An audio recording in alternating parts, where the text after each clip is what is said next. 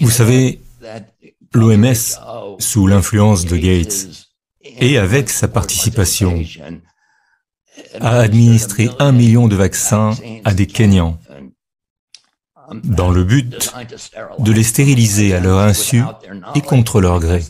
Elle a prétendu qu'il s'agissait d'un programme de vaccination contre le tétanos, et a inclus dans les vaccins contre le tétanos, à l'insu de tous, des hormones gonadotropines humaines qui interagissent avec l'indatoxine tétanique pour provoquer une castration chimique chez les femmes. Et il a donné cela à... Enfin, l'OMS l'a donné à au moins 1 million de femmes au Kenya. Et ils avaient des programmes similaires au Nicaragua, au Mexique et aux Philippines, où ils faisaient clairement la même chose. Même si nous n'avons pas les flacons, nous avons obtenu les flacons du Kenya. Donc nous savons ce qu'ils faisaient et ils l'ont admis. Ils ont admis avoir stérilisé secrètement des femmes africaines contre leur gré et à leur insu. Je vous invite vivement à lire ce chapitre de mon livre. Ils ont admis qu'il s'agissait de gonades. Enfin, tout d'abord, ils ont caché la présence d'une hormone gonadotrope humaine dans ce vaccin, car il n'y avait aucune raison pour qu'elle s'y trouve. Et ils ont admis qu'il y en avait. Mais si vous lisez mon livre, vous verrez que, depuis 20 ans,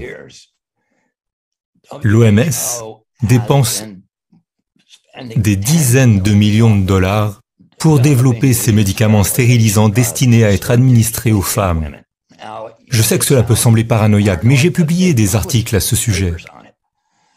Eh bien, comme vous l'avez déjà précisé, cela ne veut rien dire. Oui. Non, je dis que l'OMS a publié qu'elle a payé des chercheurs pour trouver des moyens de castrer chimiquement les femmes, contre leur gré et à leur insu. Eh bien, nous ne savons pas. Eh bien, c'est un facteur important. Certaines femmes se font poser un stérilet, d'autres se font ligaturer les trompes. Tout ce que je peux dire, c'est que d'après les articles, il s'agit simplement d'études visant à développer des médicaments. Ils disent, voici comment cela fonctionne. Nous l'avons testé sur des personnes et cela fonctionne.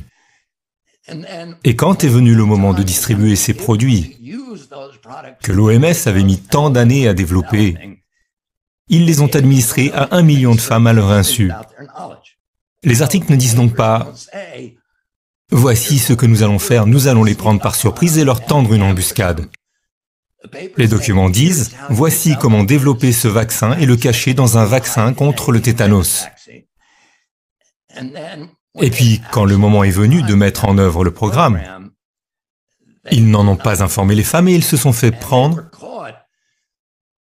par l'Association médicale catholique du Kenya, qui a remarqué que, tout d'abord, généralement, quand on se fait vacciner contre le tétanos, on ne donne qu'une seule dose et il est efficace pendant 10 ans. Mais on leur a dit de prendre 5 doses en 6 mois, ce qui a poussé les médecins de l'Association médicale catholique à dire qu'il y avait quelque chose qui clochait.